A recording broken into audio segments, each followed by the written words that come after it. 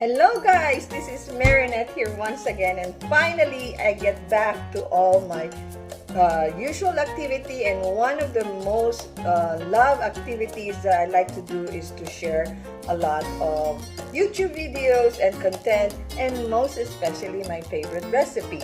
So today I will share to you one of our family favorite recipe, which is the pork sinigang. So join me!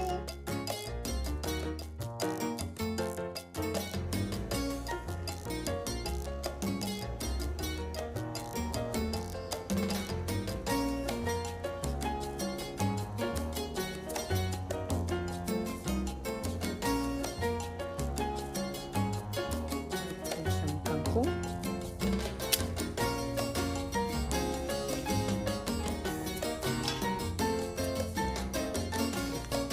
Kangkong. Kangkong palay garden.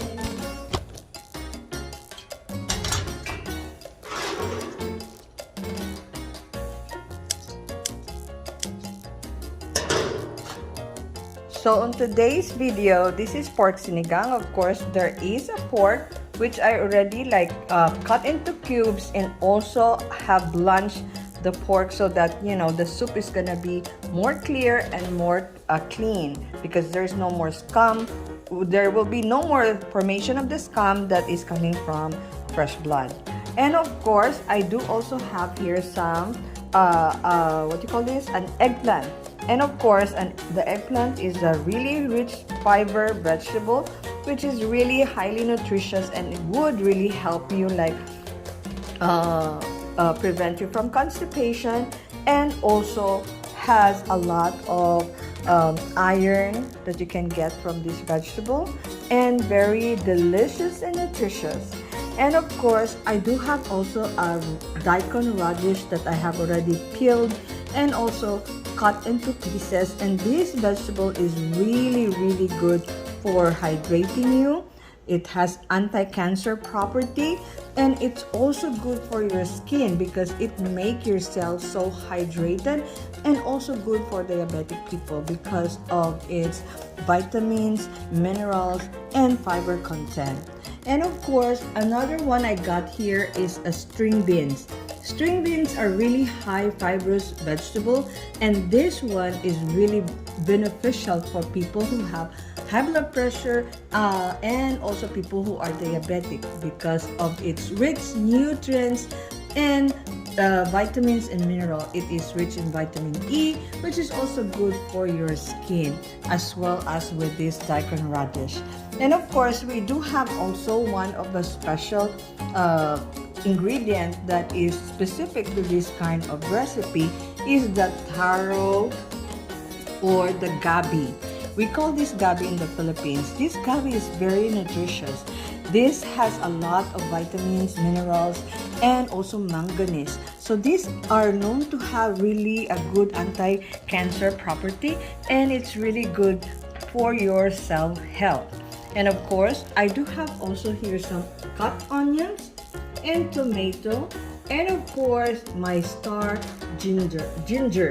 Ginger are really anti-inflammatory, little small root vegetables here that is really beneficial for your health. And of course, the star of all my vegetable coming from my garden. I freshly picked this right now. This is the watercress vegetable. Dr. Bergman has been so fascinated when he studied this vegetable, because this vegetable has a lot of really good beneficial tiny micronutrients, like the nitric oxide, which is really good for your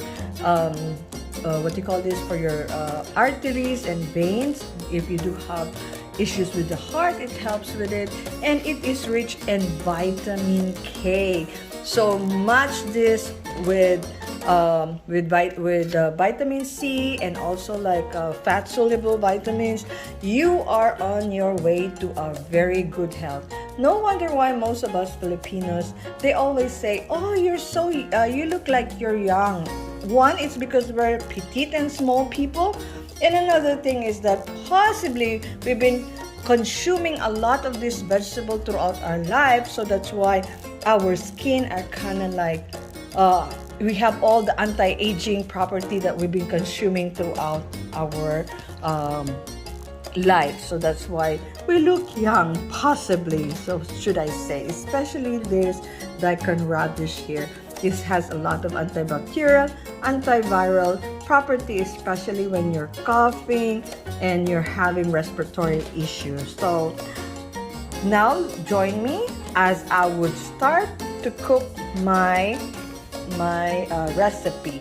So of course, I already preheated my salad master here to 400, and this is very hot, and so I'm gonna put my pork in here. So I'm gonna saute my pork to make it a little bit brown, and together with this, I'm gonna put in my tomato and also my onion. So over here, I already put in my tomato and my onion together with my ginger. Ginger are really good to remove like the bad smell of the animal, what you call this one, animal meat. So most of the time in our household cooking, my mother used to always like teach us to make sure you got some ginger on that.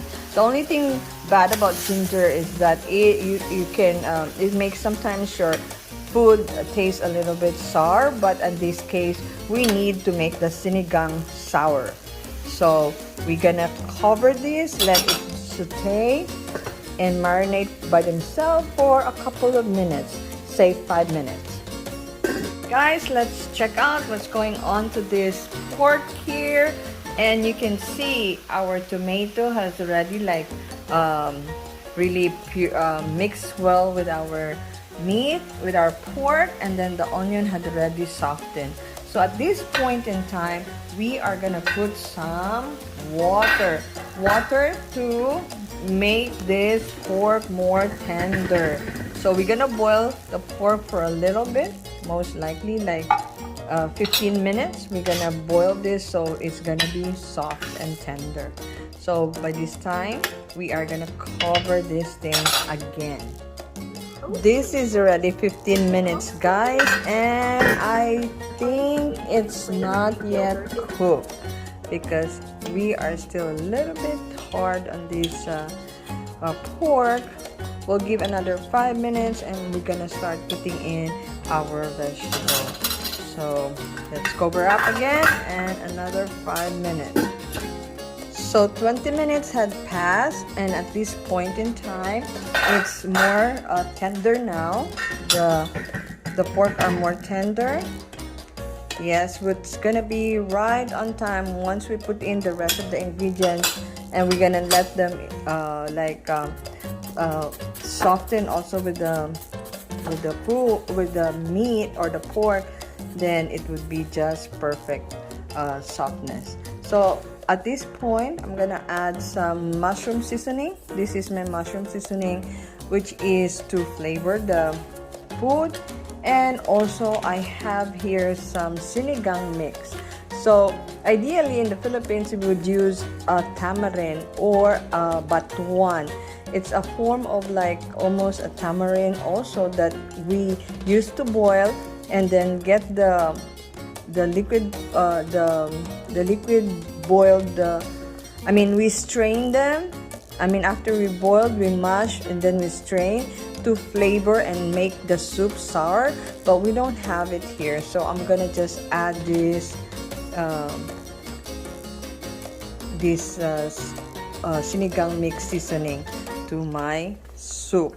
So then we have to mix this because I need to make sure that it's already flavored before I add my taro roots or my gabi, because when I put this gabi in, I am not supposed to be stirring or mixing my soup anymore, because that is gonna be itchy.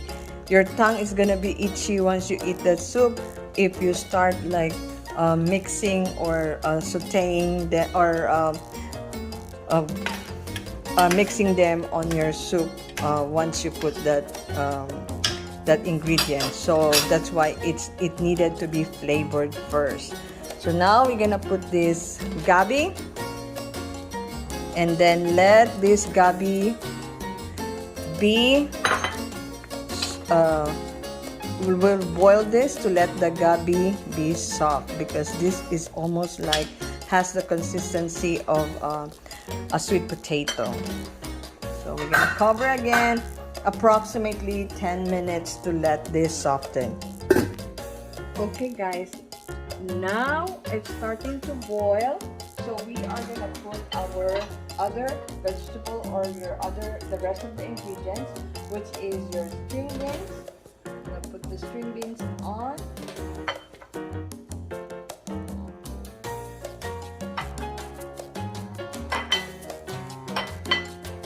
Also my radish.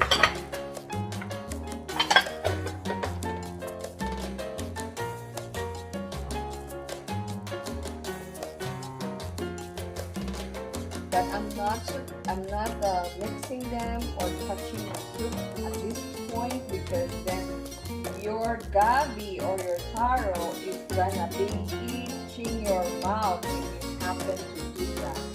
And then of course our extra. So this is really a rich recipe, rich with vegetables, so you don't even need to eat rice with this. But in my case, the rice is super tasty still with this recipe. But even so, you're gonna eat rice with this recipe. With so much vegetable in here and fiber, it would take away the carbs from the white rice. So I'm wondering, because most of us Filipinos, we're eating a lot of rice. We eat rice in the morning, lunch, and then dinner, but still most of us are skinny when we are in the Philippines.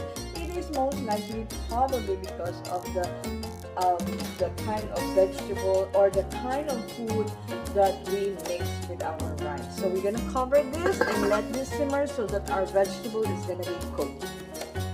So now it's been boiling for almost like 10 minutes, and our water Christmas is ready to be put into this soup. So we are gonna lather this with so much green. And I know how much green this is, but as soon as this is gonna be steamed by the heat of this cooking ware here, this is gonna die down. Like, it's gonna get smaller. But think about this, guys. This is a lot of fiber in here. So we Filipinos are so used to eating sinigang, and these are one of our favorite, the main dish in the Philippines. Which, if you look at this, who needs to eat salad? And most of those people who doesn't live in the Philippines would think that we eat grass. But yes, we do. We eat a lot of vegetable like this. But the thing is, since we're cooking this, it's gonna be the nutrients we are gonna, this salad master is gonna help keep the nutrients alive on this cooking ware. So we'll wait for the next 5 minutes at least until all the greens gonna be really green, and then we're done. So we'll check this out. Good guys, it's calling us now. So let's see how it looks like. Ta-da! The green is almost done. So here we go. This is our sinigang. A lot of beans in here. These water chestnuts are really good source of vitamin K. So can you imagine that? So the pork is just gonna flavor the soup, but most of it, it's your vegetable in here that's gonna make it really nutritious. There we go. So now you can mix the vegetable on this at this time because the gabi or the taro is already cooked. So just make sure you cook them first, because if not, you will have an itchy mouth afterwards. So this is it, guys. We are gonna start serving the food for dinner. So guys, that's my pork sinigang recipe for the month of September. Check this out. Look at this. The goodness and the flavor and the smell is so amazing. So this is Marinette once again. As I always say, happiness is the roadmap to your health. So bye for now.